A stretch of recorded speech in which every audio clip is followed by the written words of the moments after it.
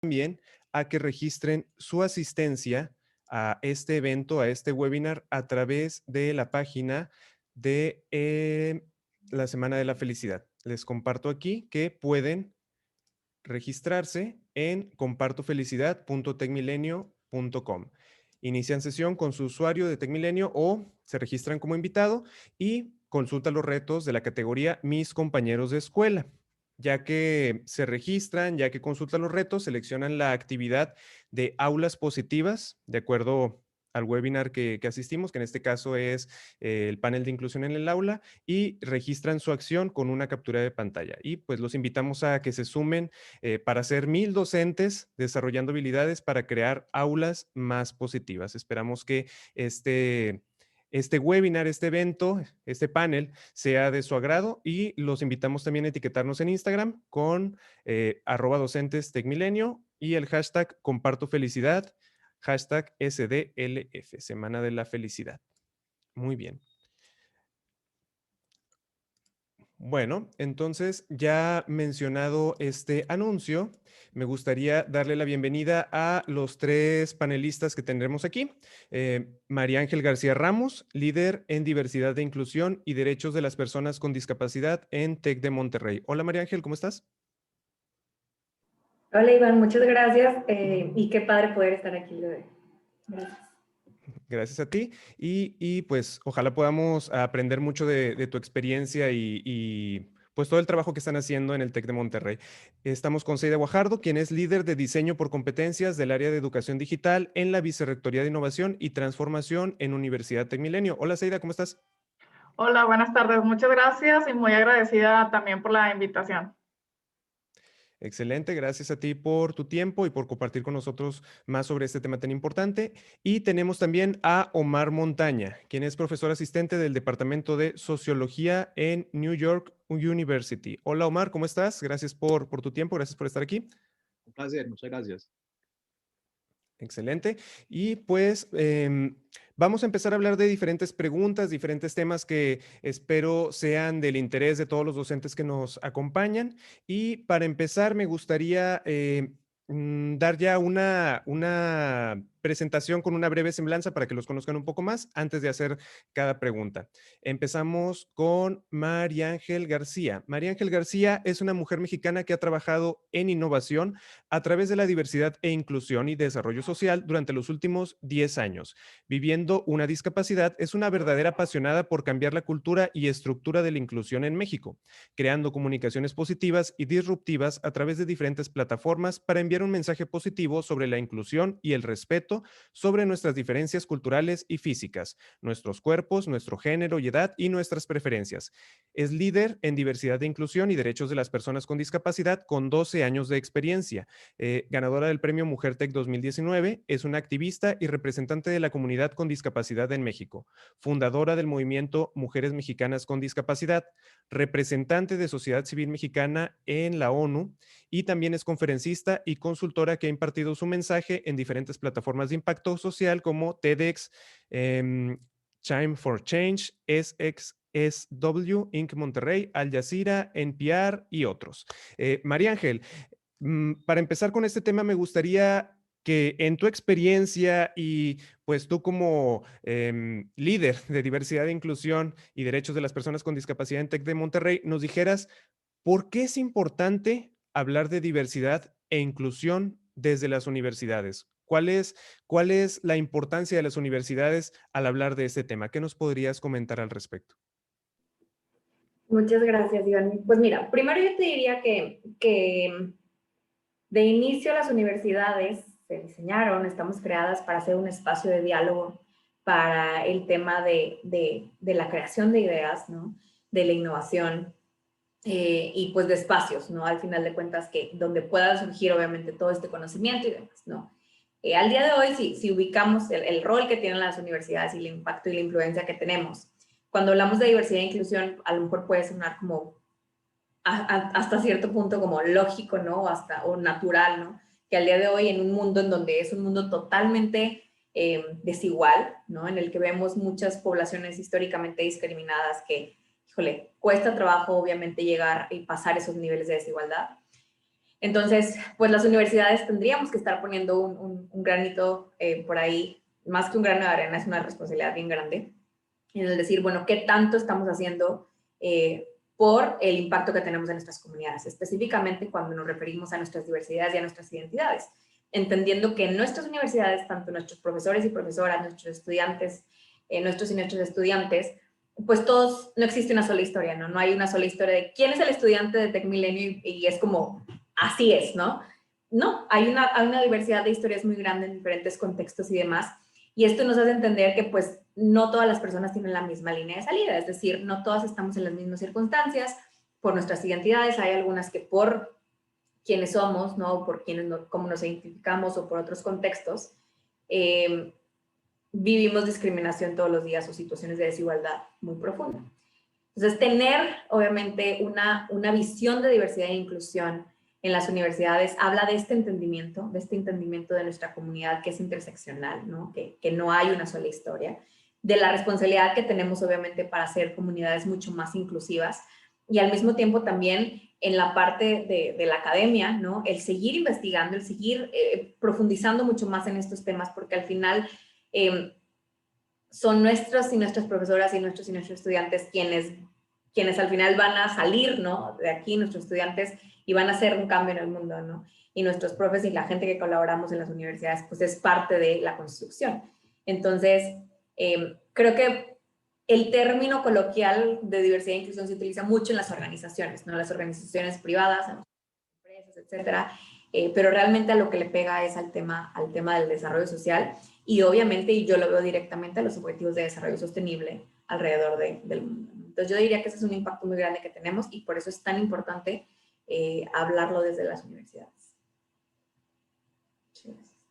Gracias, María Ángel. Y como mencionas, pues las universidades van a preparar a las personas que van a salir ya al campo laboral y pues ellos van a continuar con aquella semilla que plantemos, con aquellos mensajes que como universidad estemos difundiendo acerca de la inclusión y las oportunidades que se pueden dar a la sociedad en general. Continuando con las preguntas, me gustaría pasar con Seida y pues antes de preguntar, me gustaría también dar una breve semblanza de Seida Guajardo. Seida Guajardo es licenciada, maestra y doctora en educación, está certificada en psicología positiva y organizaciones positivas. Ha dirigido equipos de diseño curricular, instruccional y acreditaciones en diferentes universidades. Se ha desempeñado como docente en todos los niveles académicos. Ha participado en proyectos de investigación y ponencias en temas de educación basada en competencias, evaluación educativa, educación ciudadana y perspectiva de género. Es autora de 2 libros sobre educación intercultural y actualmente funge como líder de evaluación de competencias en la Universidad Tecmilenio y participa de manera voluntaria en las iniciativas correspondientes al tema de equidad de género, generando y difundiendo materiales como podcasts, artículos e infografías. Seida, de nuevo, gracias por estar aquí. Y para empezar con estas preguntas hacia ti, me gustaría hablar, ¿por qué hablar de género? Me gustaría preguntarte, ¿por qué hablar de género es necesario en un panel de inclusión en el aula si hay muchas personas que dicen que ya las mujeres pueden estudiar y trabajar en lo que ellas quieran? Hay personas que dicen que pues eso ya no es un tema pendiente. Entonces, tomando en cuenta ese pensamiento, ¿qué es lo que hace que sea necesario hablar de género en un panel como este? Muchas gracias, Iván. Y pues bueno, qué mejor que hablar del tema de inclusión y de inclusión de mujeres en este día, ¿no? En esta fecha en la que justamente conmemoramos el Día Internacional de las Mujeres.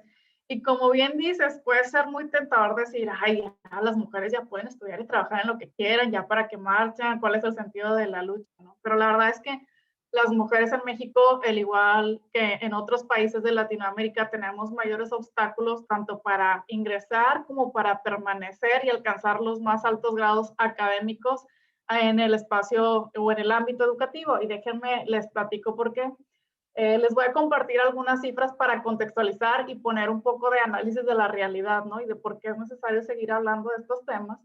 Pues en el mundo 2/3 partes de las personas analfabetas son mujeres, o sea, del 66% aproximadamente de las personas analfabetas son mujeres y solo el 30% de las y los investigadores en temas de ciencias en el mundo, solo el 30% de las personas que se dedican a investigar las ciencias son mujeres. Ahí hay una disparidad de entrada, ¿no?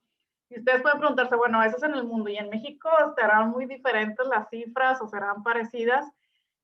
Fíjense que hay un estudio que se realizó en el 2018 donde se encontró que de la población de 15 años y más, 6 de cada 10 personas sin educación son mujeres. En nuestro país, los hombres siguen teniendo mayor nivel de escolaridad que las mujeres.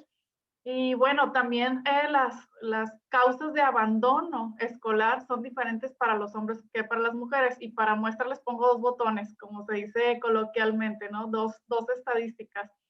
Al casarse o vivir en unión libre, el 26% de las mujeres deja la escuela, es decir, abandona sus estudios, mientras solo el 10% de los hombres. Y aquí hay una parte de los estereotipos de género, ¿no? Ya me casé, ya se normaliza que las mujeres al casarse o al irse a vivir en unión libre, pues es normal que dejen los estudios. Y de hecho también al embarazarse o tener un hijo, 20% de las mujeres deja la escuela versus solamente el 2% de los hombres. Aquí nuevamente está atrás este estereotipo de que las mujeres somos las que debemos estar dedicadas al cuidado del hogar y de las hijas e hijos, ¿no? Y bueno, por aquí María Ángela hablaba un poco de interseccionalidad en el tema de las mujeres en la educación, pues también hay afectaciones, ¿no? La población las mujeres de más de 30 años que hablan una lengua indígena son el grupo más vulnerable y el que tiene mayor proporción de analfabetismo en nuestro país. Y por último, para terminar, pues entre más alto el grado académico, menos mujeres hay. Y una muestra, un dato que quiero compartirles aquí al respecto es, por ejemplo, en el Sistema Nacional de Investigadores, que me encantaría que se llamara Sistema Nacional de Investigación para hacer un poco más inclusivo el término. Pero bueno, en este Sistema Nacional de Investigadores, que es a nivel nacional y que es donde se fomenta la investigación en ciencia y tecnología, en el 2017, solo el 36% de las personas que pertenecen a este sistema nacional son mujeres. Y entre más alto el nivel, porque ahí en el Sistema Nacional de Investigadores hay ciertos niveles, entre más alto el nivel de publicaciones de autoría, va subiendo de rango, como quien dice, pues entre más alto el rango, menos mujeres hay. Entonces, con este contexto y estas estadísticas, pues me gustaría volver a hacer la pregunta, ¿no? ¿Será que ya no tenemos nada por qué luchar? ¿Será que estas marchas ya no son necesarias? Ahí lo dejo para la reflexión.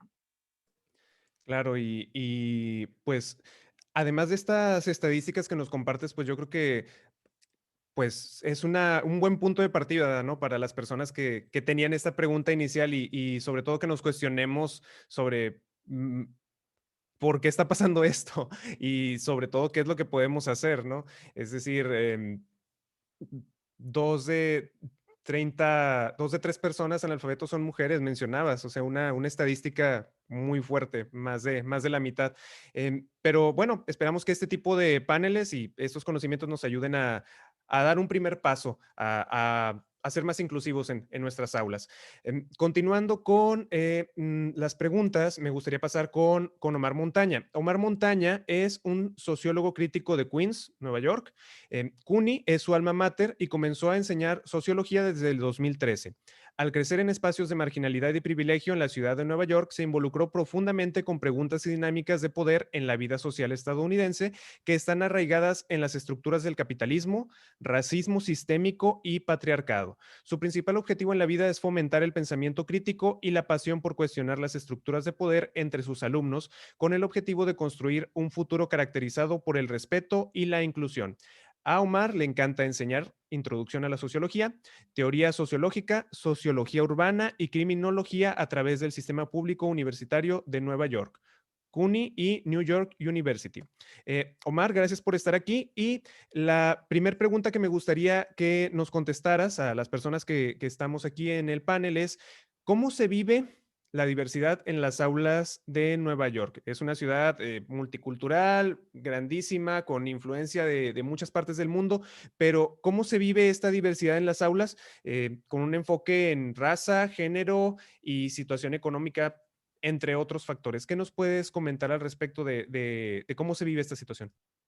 Pues la situación aquí en este país y también en esta ciudad de New York es, ustedes como saben, en el resto del mundo, obvio que el problema aquí más central de este país, como yo como inmigrante de Colombia, llegando aquí a este país como un niño de 7 años, una cosa que tenemos que entender críticamente es la operación del racismo sistémico en este país.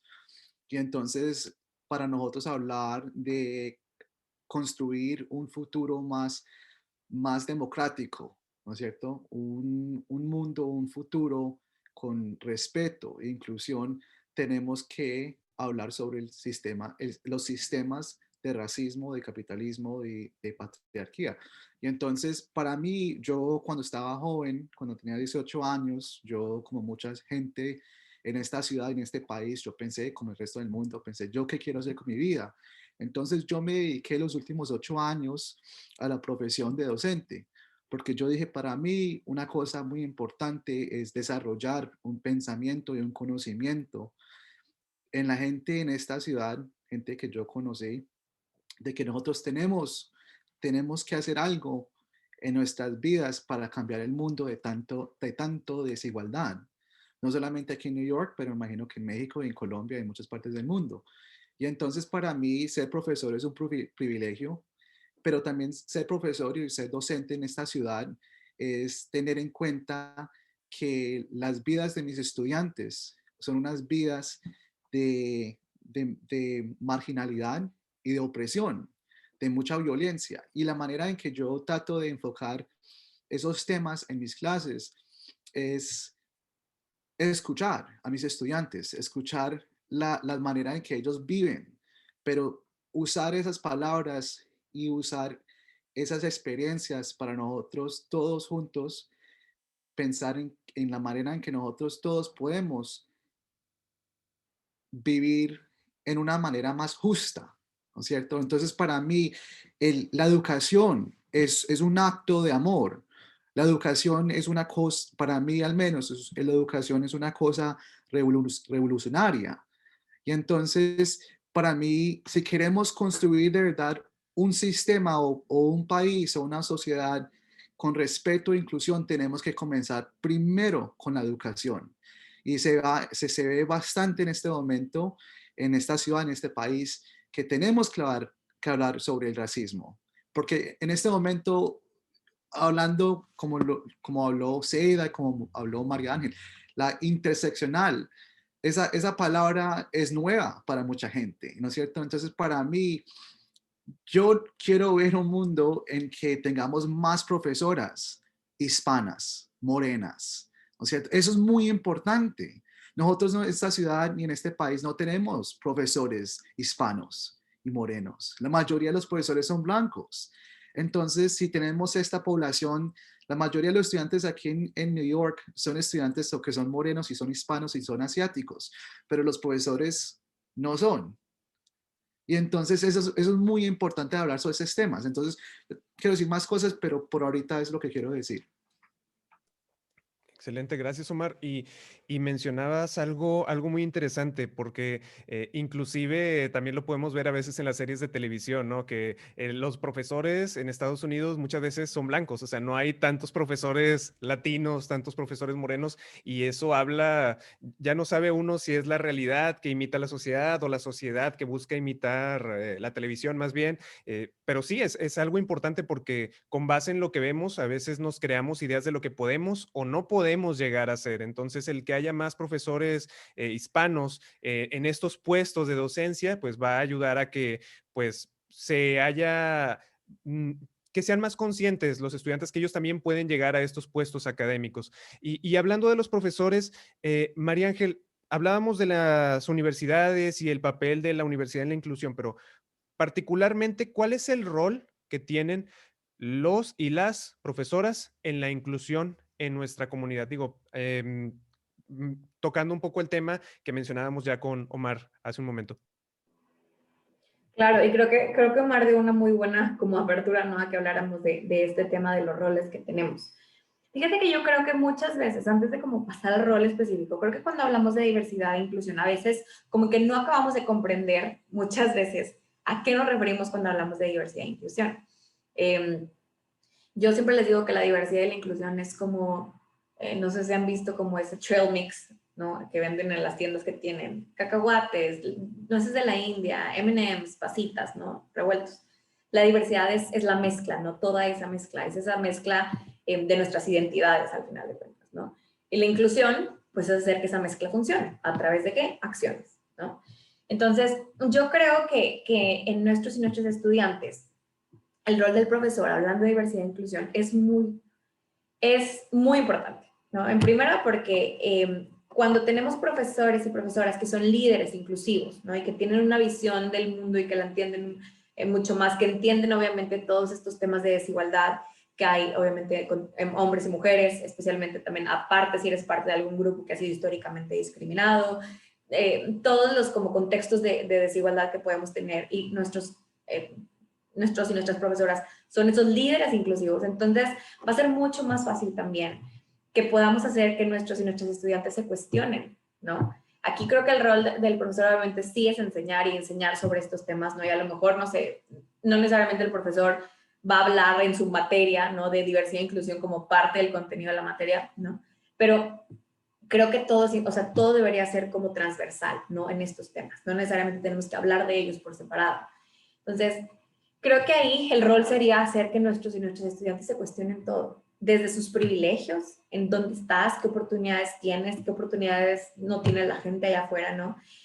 Ahorita se mencionaba mucho, se ha ido mencionado mucho el tema como de la desigualdad, por ejemplo, o cuántas mujeres son analfabetas en México, ¿no? Yo te puedo dar también un número de que a lo mejor en los temas de violencia las mujeres con discapacidad son 10 veces más propensas a vivir situaciones de discapacidad, especialmente situaciones de violencia especialmente sexuales, por ejemplo, ¿no? O sea, hay bastantes datos que nos ayudan a entender eso. Entonces, yo creo que tenemos que hacer que nuestros y nuestros estudiantes se cuestionen todo, el alcance que pueden tener y el impacto que tienen con sus historias, pero también con lo que van a salir a hacer allá afuera cuando se gradúen, pero también mientras son estudiantes.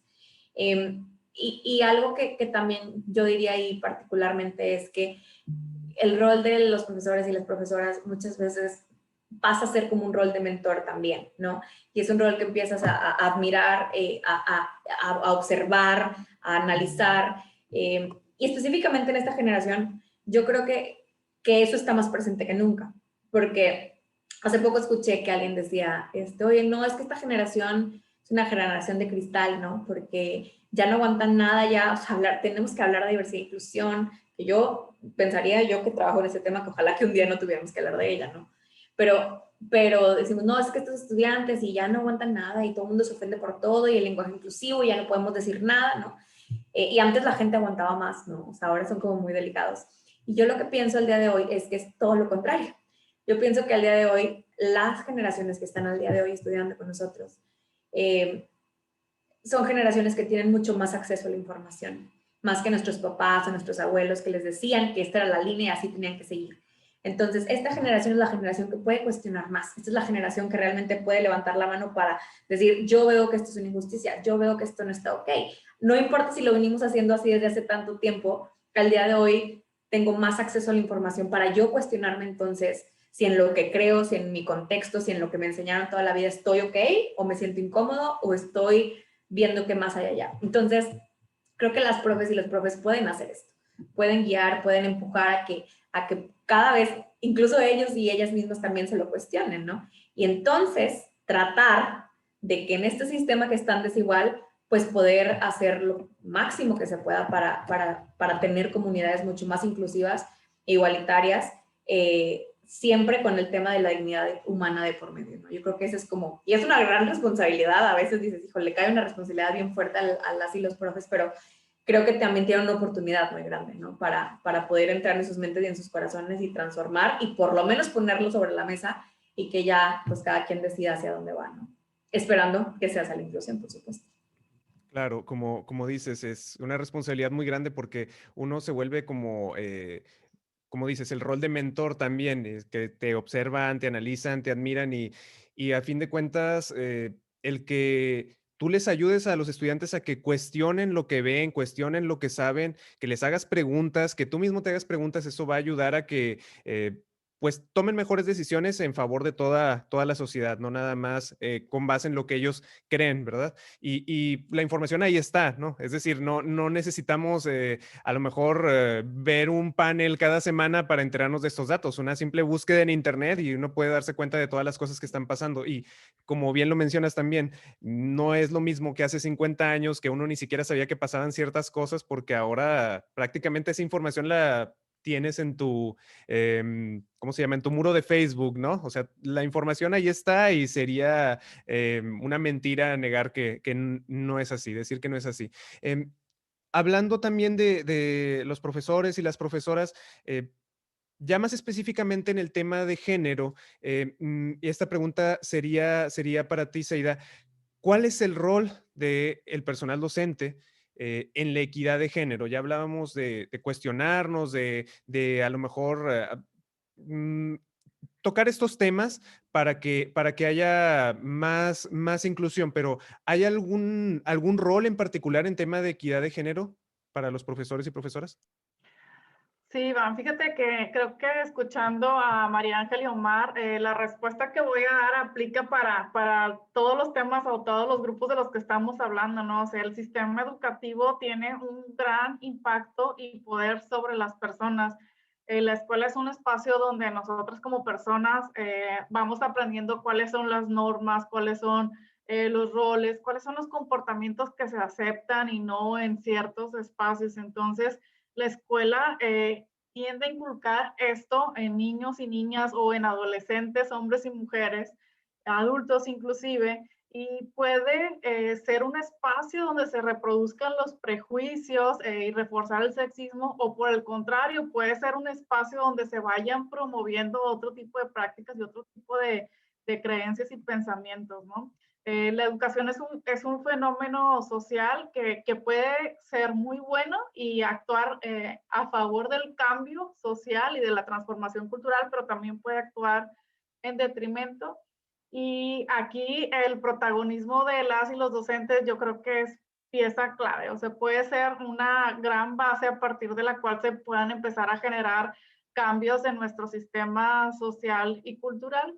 Y pues bueno, hay estudios que indican incluso que, por ejemplo, niños y niñas a los 8 o 9 años ya tienen internalizado, hablando específicamente de temas de género, que pueden llegar o no a ser, ¿no? A qué se pueden dedicar cuando sean grandes, hasta dónde pueden llegar, qué puestos pueden ocupar, ¿no? Con base en lo que han observado tanto en casa como en la escuela. Entonces, es una edad muy temprana. Y para las personas de escuelas hermanas que nos están viendo en este momento, pues ahí que sepan, ¿no? Que la socialización en la educación básica es clave y que por supuesto la educación superior, que es a donde nos dedicamos las tres personas que estamos aquí ahorita, pues no se puede quedar atrás, ¿no? Y que es importante, y retomo la idea de María Ángel, empezar a cuestionar nuestra práctica como docentes y también las creencias que vamos inculcando o que vamos modelando a nuestras y nuestros estudiantes. Claro, hablábamos también de eso, del papel del docente que pues lo admiras, lo analizas y pues ya sabes, o sea, qué es lo que puedes llegar a hacer. Y como tú lo mencionabas, pues es algo que los niños y niñas, los estudiantes pueden ver desde edades muy tempranas. También incluso pues en su sociedad, ¿no? En su entorno y todo. Digo, obviamente es un todo, no es nada más la escuela, no es nada más el entorno, pero sí es cierto que hay ciertas, vamos a llamarlas, a lo mejor algunas estructuras, ¿no? Quizá que eso que impidan esa movilidad social, como se le llama. Y mi siguiente pregunta sería para Omar. ¿Existen esas estructuras? ¿Hay estructuras que impidan la movilidad social?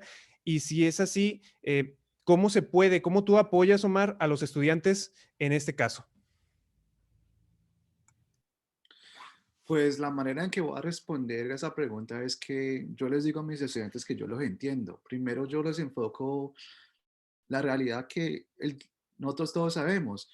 Hay varios problemas sociales en este país, como en México, como el resto del mundo. Pero nosotros tenemos que levantarnos todos los días con la energía de saber que nosotros podemos cambiar nuestros mundos. Entonces yo viví la marginalización con mucha gente. Yo crecí en este país pobre, pero yo siempre pensé que con la educación podía cambiar no solamente mi vida, pero la vida de mucha gente. Y yo tuve el recurso de tener unos mentores, tener unas profesoras italianas americanas, profesoras judías, que me dijeron que yo podía con, con, con las ganas de levantarse todos los días a estudiar y a enfocarse de cambiar el mundo. Y entonces, mire, yo le voy a decir una cosa, en los últimos 8 años yo he tenido el privilegio de dar clases en CUNY, en New York University y hasta el Ivy League de Columbia University. Y yo sigo trabajando como profesor porque yo veo que mis estudiantes están luchando, pero yo les digo a ellos, yo también he luchado como inmigrante. Yo he luchado contra el racismo en este país, el clasismo. Y entonces uno dice, porque uno piensa, si uno vive una experiencia de unos recursos muy mínimos, uno piensa que uno no puede lograr su propio sueño americano en este contexto de Estados Unidos. Pero si uno se enfoca y si uno de verdad le echa con ganas, ¿no es cierto? Y si uno de verdad desarrolla una capital social y una capital cultural, de decir que si yo puedo hacerlo, si el amigo mío lo puede hacer y la amiga mía lo puede hacer, todos lo podemos hacer. Lo podemos hacer hablando y escuchando las historias de todo el mundo. Eso es muy importante para mí, escucharnos, porque en este momento yo lo voy a decir muy claramente y muy honestamente, necesitamos más docentes, necesitamos más trabajadores sociales, necesitamos más abogados, ¿no es cierto? Porque esos trabajos de verdad desarrollan un futuro más inclusivo, más democrático, ¿no es cierto? Entonces, para mí, yo fui ese estudiante que tenía estas ganas de cambiar mi mundo. Y entonces yo tengo estudiantes que son hispanos, que son inmigrantes de México, de Brasil, de la República Dominicana. Ellos dicen, yo soy pobre, yo no sé si puedo hacer esto. Yo digo, pues claro que usted puede hacer esto. A mí me tocó la experiencia de estudiar y trabajar al mismo tiempo, trabajando 60, 80 horas a la semana y es cansón y uno se cansa, pero uno sigue, porque uno piensa que para mí la experiencia fue de ver mi mamá, de que ella vio que yo podía lograr muchas cosas. Y entonces uno ve que los padres de uno luchando y con eso para mí fue una inspiración muy, muy efectiva y muy poderosa.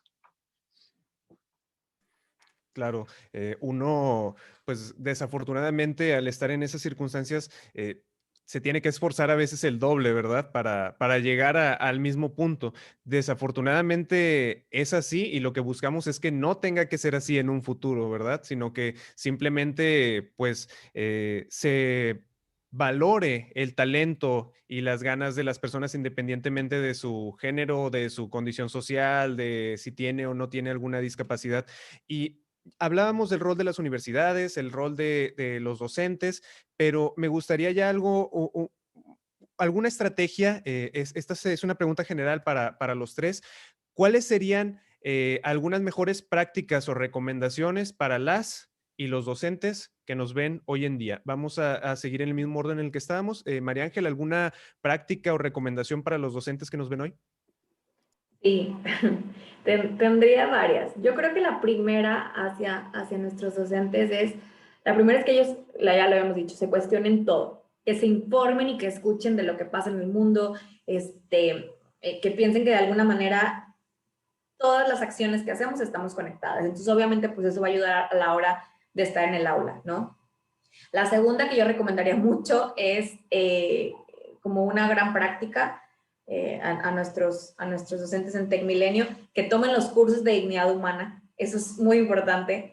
Están disponibles porque habla de todo esto. De esta sesión que acabamos de tener el día de hoy, habla de todo eso, sobre la dignidad humana, sobre la diversidad, la inclusión, la igualdad, la perspectiva de género, nuestros sesgos inconscientes, que todos y todas los tenemos, etcétera, ¿no? Y esos cursos obviamente pues hacen que cuestionemos y reflexionemos sobre nuestros propios sesgos y narrativas que podemos tener como docentes, ¿no? Nos ayuda a reconocer nuestros privilegios. Otra cosa que yo recomendaría mucho es que también, para no sentirnos solos y solas en el camino, hay que ver mejores prácticas. Creo que hay siempre muy buenas ideas. Yo recomiendo mucho que se revise el reporte de diversidad e inclusión del TEC y TEC Milenio, porque hay ideas muy, muy padres de lo que están haciendo estudiantes y docentes, profesoras, etcétera, que es importante. Y además de otras universidades. O sea, creo que eso ayuda mucho a ver también un poquito el termómetro, ¿no? Y que cuando se quiere hacer cualquier proyecto para asegurarnos de que realmente está siendo diverso, incluyente, ¿no? Que tenemos una visión mucho más amplia, ¿no? De diseño universal, de accesibilidad, de inclusión, de igualdad. Es bien importante que las comunidades siempre sean parte de nuestros proyectos. Hay una frase bien padre de la Convención de los Derechos de las Personas con Discapacidad que yo creo que le pega a cualquier cosa de lo que trabajemos en temas de diversidad e inclusión, en cualquier sentido, que dice nada sobre nosotros y nosotros, el nothing about us without us. No puede haber nada sobre la comunidad sin la comunidad. Entonces, a la hora de elegir, a lo mejor decir, bueno, cómo trabajamos con comunidades o cómo incluso salen las propias ideas del salón, ¿no? O sea, del salón, del aula, ya sea virtual o presencial, que hace años que no estamos ahí. Es bien importante tener eso como base. Y yo cerraría con el tema de que a nuestros profesores y profesoras, digo, no están solos ni solas, ¿no? O sea, habemos toda esta red que estamos acompañándoles en el camino porque vamos aprendiendo en el camino, pero yo diría que todo es una elección, absolutamente todo. Entonces, según sus posibilidades, elijan, promuevan y favorezcan proyectos que favorezcan al tema de reducción de desigualdades. Cualquier cosa, si están en, no sé, estoy inventando, ¿no? En temas que tienen que ver con ingeniería, puedes hacer algo que tenga que ver, ¿no? Si estás en temas que tienen que ver con, no sé, temas culinarios, cualquier tema se puede siempre tener una elección. Yo sugeriría eso como mejores prácticas y como algunas recomendaciones que pudieran hacer. Excelente, como mencionas, ingeniería, por ejemplo, si tienes un equipo y, por decir un ejemplo, a lo mejor no hay tantas chicas, pues invita a las chicas a que participen o invita a los estudiantes a que integren a alguna mujer o al revés, en un tema culinario, si quizá está muy estereotipado que los hombres no se meten a esos temas, pues promover que más hombres se interesen en ese tipo de temas, ¿no? Por poner algún ejemplo. Muy bien, la misma pregunta, Seida.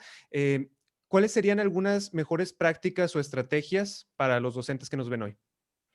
Sí, muchas gracias. Voy a dar algunas recomendaciones muy específicas y me gustó la invitación de María Ángel, ¿no? Elijan alguna de las estrategias. Voy a ir como de educación básica porque sé que hay personas que nos acompañan de educación básica y luego ya a medida superior y superior, pero de hecho hay recomendaciones que aplican a todos los niveles, ¿no? Pero bueno, para educación básica, para fomentar la equidad de género, pues procuremos que los niños y las niñas jueguen con todos los juguetes disponibles, con balones, con pelotas, con cuerdas, con muñecas, cocinitas. No hay juguetes de niño y de niña. Todos los juguetes nos ayudan a jugar, nos ayudan a ser personas adultas funcionales, ¿no? Al momento de echar porras a los equipos deportivos, pues que la porra esté integrada tanto por hombres como por mujeres. En las clases extracurriculares o vespertinas que se dan en muchas escuelas, pues que haya pintura, karate, danza, basquetbol, tanto para niños como para niñas. Como docentes, es muy común que a veces decoremos los salones, ¿no? Coloquemos ciertos pósters, murales, etcétera, pues que estos pósters estén libres de estereotipos de género, ¿no? Que haya hombres y mujeres en la medicina, en la enfermería, cuidando hijos, cuidando a personas adultas mayores, bailarinas, bailarines, personas en la política, etcétera, hombres y mujeres en diferentes roles y funciones en nuestra sociedad. Por ejemplo, otra estrategia es celebrar por igual el Día del Padre y el Día de la Madre, los mismos juegos, los mismos regalos, etcétera. Involucrar a los padres hombres, cuando digo padres me refiero a hombres de la familia, abuelos o tutores para participar activamente en la educación de las y los estudiantes, porque muchas veces en las escuelas se tiende a decir, ay, es que la mamá no le ayuda con la tarea, pues no es únicamente responsabilidad de las mamás, ¿verdad? Entonces, bueno, ya adentrándonos más a educación media superior y superior, pues que hombres y mujeres limpien en caso de requerirse, que utilicen por igual el patio y las canchas. A veces visito escuelas en diferentes grados académicos y están los chavos jugando fútbol y las chavas de espectadoras, ¿no? Por esto, bueno, pues pongamos horarios en las canchas para que sean utilizados por hombres y por mujeres al mismo tiempo. Y yo creo que una estrategia muy buena y muy específica para docentes es cuidar mucho los ejemplos que damos y que estos ejemplos no lleven estereotipos de género. Por ejemplo, la mamá de Ana dirige una compañía, ¿no? El papá de Ana limpia la casa, o la ingeniera Sofía. Si voy a hablar de fútbol, pero quiero poner a Messi, pues también pongo a Rapinoe, ¿no? Una búsqueda bien simple en Google nos puede ayudar a diversificar los ejemplos que damos en el aula. Los ejemplos los utilizamos todos los días en nuestras clases los docentes, entonces yo les hago estas recomendaciones. Igual, nivel superior, posgrado, incluir en la bibliografía de tu curso autores y autoras, ¿no? En las antologías, en las lecturas que construimos, que los artículos sean escritos por hombres y por mujeres. Y bueno, para las y los directores que se encuentren atendiendo este panel, pues procurar tener a hombres y mujeres en los diferentes roles y funciones en las instituciones educativas, digamos, guardias de seguridad, hombres y mujeres, recepcionistas, hombres y mujeres, personal directivo, personal de intendencia, hombres y mujeres, para que nuestras y nuestros estudiantes puedan familiarizarse y ver que no hay limitaciones de género al momento de ejercer un rol en una institución educativa. Esas son algunas recomendaciones, Iván. Espero puedan servirles. Sí, están muy buenas inclusive mencionabas los puestos, ¿no? También, o sea, pudiera ser quizá muy raro para algunas personas ver que la secretaria no es secretaria, es secretario, ¿no? Por ponerte un ejemplo, pero pues es una manera en que puedes promover la inclusión. Omar, la misma pregunta. ¿Cuáles serían unas mejores prácticas o estrategias para las y los docentes que nos ven hoy?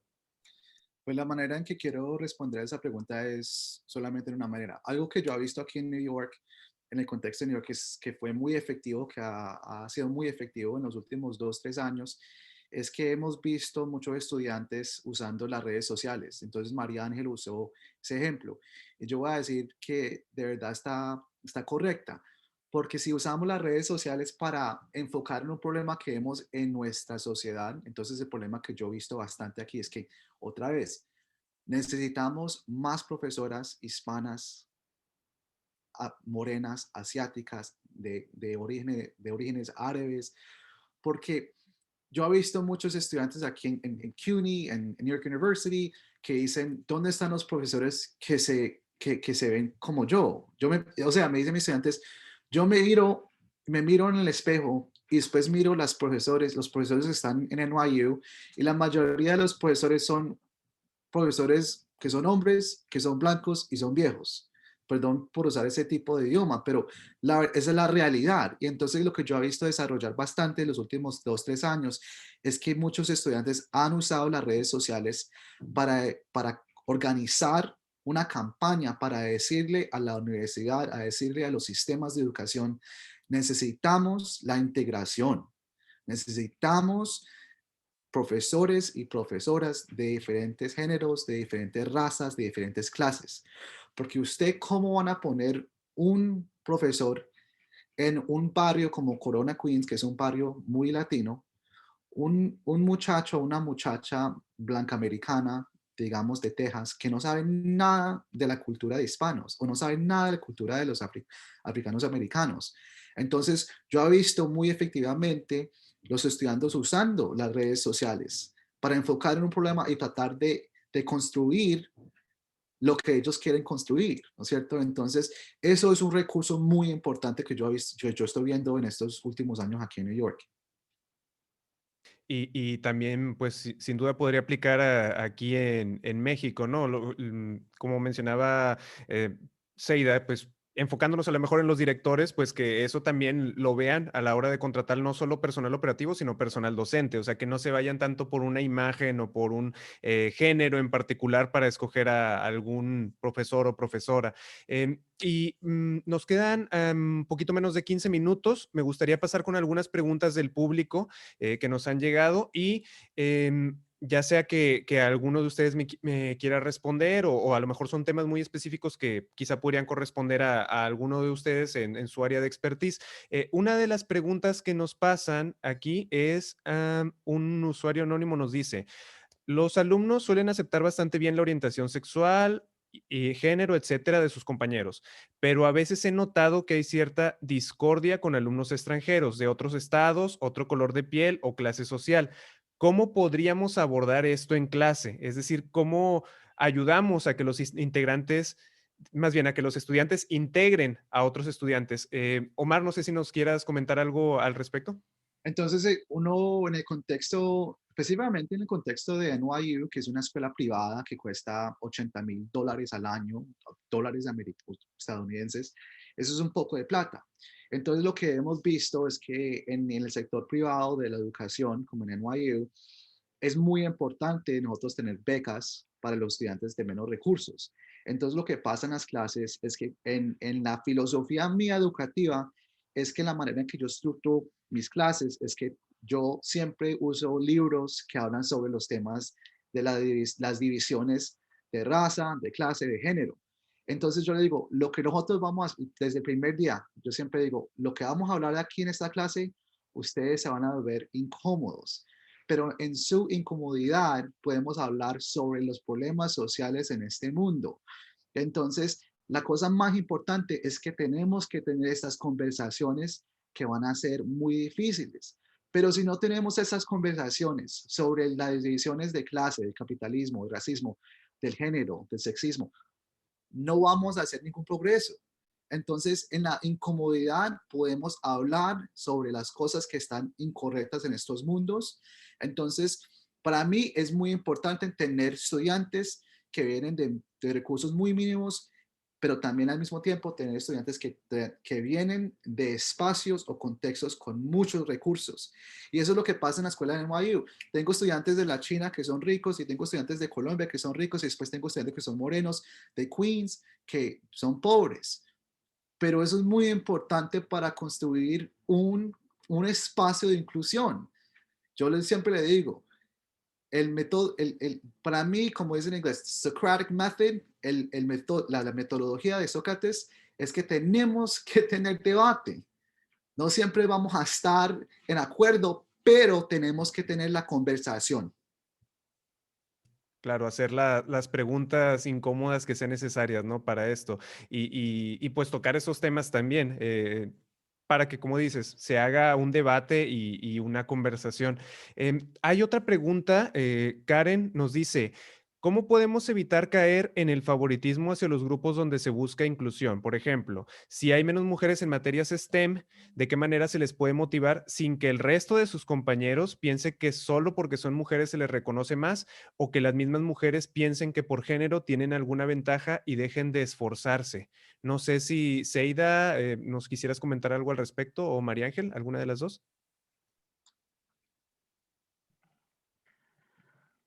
Sí, pues yo creo que hay que sensibilizar, ¿no?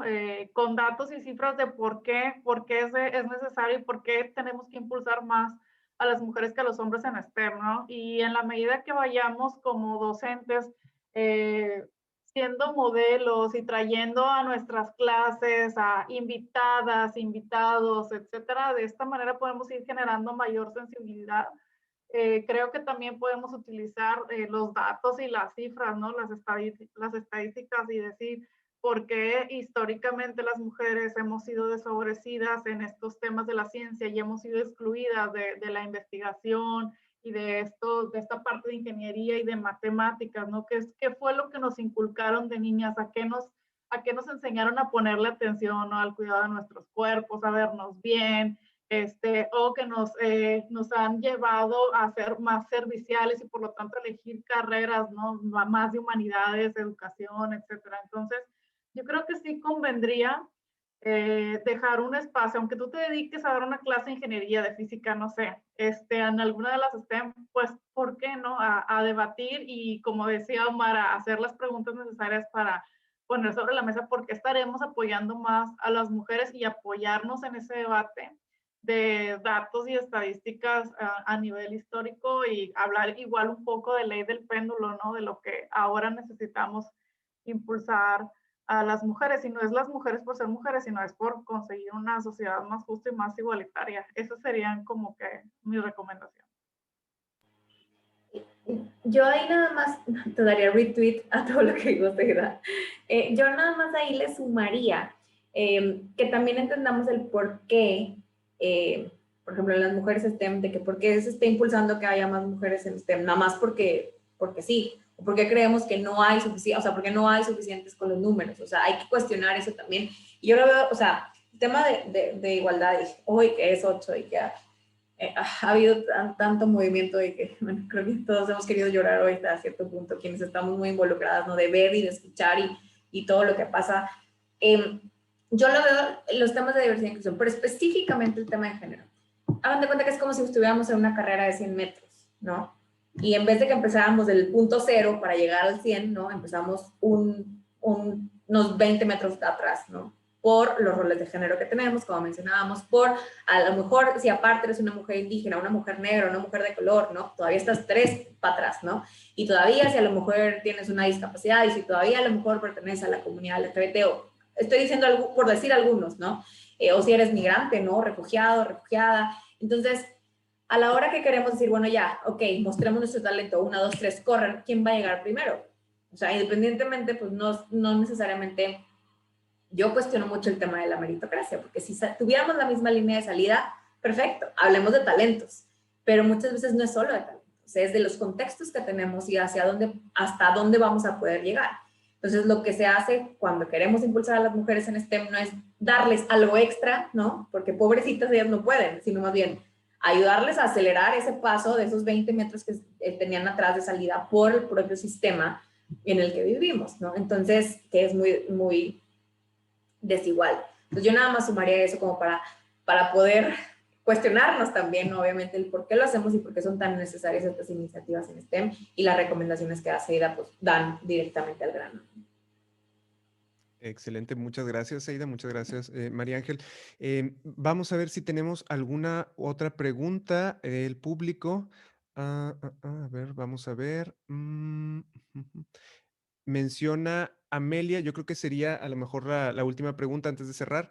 ¿Cómo podemos aplicar la inclusión en los contextos educativos, específicamente en la literatura que utilizamos para enseñar?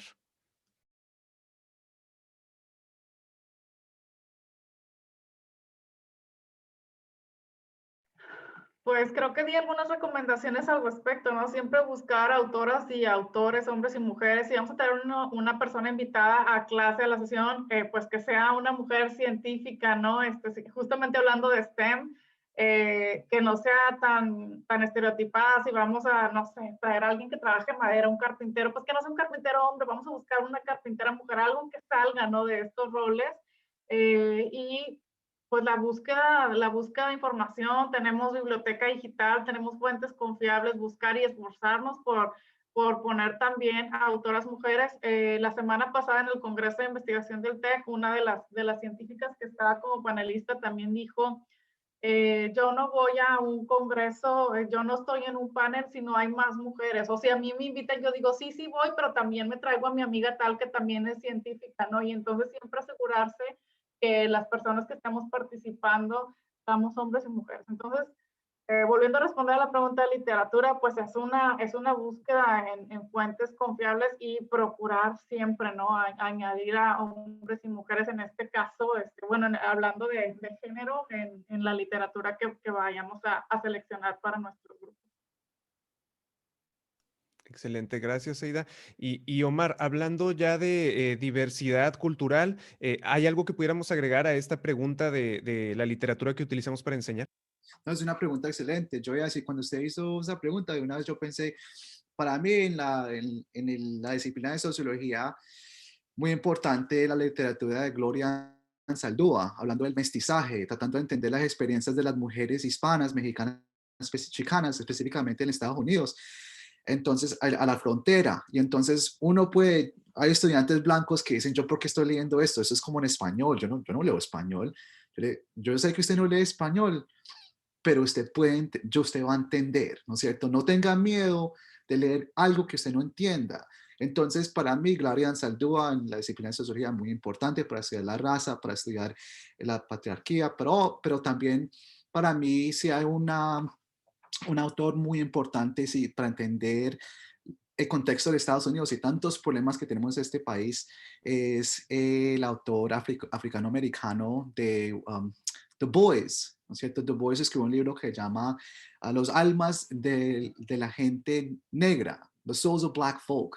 Y entonces, literatura, si uno tiene estudiantes que son todos diferentes, tenemos que usar diferentes literaturas, ¿no es cierto? Yo hasta uso la literatura de Michel Foucault, que fue un filósofo francés, ¿no es cierto? Hablando de la sexualidad. ¿Qué es la sexualidad?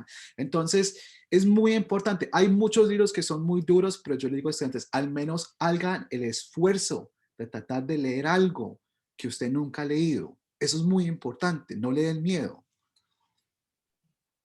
Y ya, bueno, ya para finalizar, Iván, ahí también yo he dejado de leer libros cuando veo que tienen lenguaje sexista o cuando hay machismo ahí, o sea, empiezo, y por más que sean clásicos de la literatura universal y lo que sea, y de los autores más reconocidos, digo autores, refiriéndome a hombres específicamente, si yo veo que tienen un lenguaje no inclusivo, pues dejo de leer y también le doy preferencia a leer libros de mujeres últimamente, ¿no? Entonces también al momento de estar revisando las bibliografías que vamos a poner en nuestro curso, pues también es importante, ¿no? Ir viendo ese detalle. Estoy segura que muchos docentes ni nos habíamos cuestionado esto de qué bibliografía pongo y si son puros hombres. Yo me lo cuestioné apenas hace un par de meses que empecé a ser docente otra vez, ¿no? Entonces, digo, ya nada más para cerrar. Ahora sí. Claro. Y pues yo creo que todas estas estrategias y estos comentarios que nos han compartido pues van a servir mucho para los docentes que puedan mm, pues implementarlos en sus aulas, ¿no? Y a fin de cuentas queremos que los y las estudiantes puedan sentirse mejor y que pues eso les brinde mayor bienestar y al mismo tiempo que eso les ayude a tener un mayor éxito académico, a cuestionarse más, a ser personas que tengan una riqueza en cultura, en conocimiento mucho más amplia y eso les permita tener muchos más éxitos. Muchas gracias a todos, muchas gracias Omar, muchas gracias María Ángel, muchas gracias Seida por su tiempo, les agradezco mucho que hayan estado aquí y esperamos que próximamente podamos tener otro panel de este tipo. Ya para finalizar, antes de cerrar la grabación, me gustaría invitar a las personas que nos acompañan a alguna otra más de las actividades que se va a llevar próximamente en la Semana de la Felicidad. Esta actividad es la clase de mindfulness más grande del mundo, que será impartida por Masaya Okamoto el martes 16 de marzo a las 5 de la tarde por Facebook Live, por las redes de Universidad Tecmilenio. Pueden participar en esta actividad que esperamos que también sea de su agrado. Y aquí tenemos por último los correos de nuestros panelistas, María Ángel García, Omar Montaña y Seida Guajardo, por si tienen alguna duda o pregunta que quieran hacerles. Y también me gustaría compartirles, ya ahora sí por último, nuestra encuesta que no sé si la ven ahí, no, ¿verdad? Déjenme les comparto sobre este panel de inclusión en el aula para que nos compartan sus comentarios sobre qué les pareció, si fue de su agrado, si lograron aprender algo, que esperemos que sí haya sido de mucho provecho para todos ustedes. Y pues, a fin de cuentas, estos comentarios nos van a servir para las próximas actividades y para nosotros tomarlo más en cuenta en las próximas ediciones de la Semana de la Felicidad. Pueden escanear el código QR o meterse a bit.ly/encuesta webinar 2. Muy bien. Muchísimas gracias, Omar, Seida, María Ángel. Esperamos que próximamente estemos de nuevo en otro panel para compartir este tipo de temas tan importantes e interesantes para los docentes y la comunidad en general. Muchísimas gracias a los tres. Gracias, hasta luego. Gracias.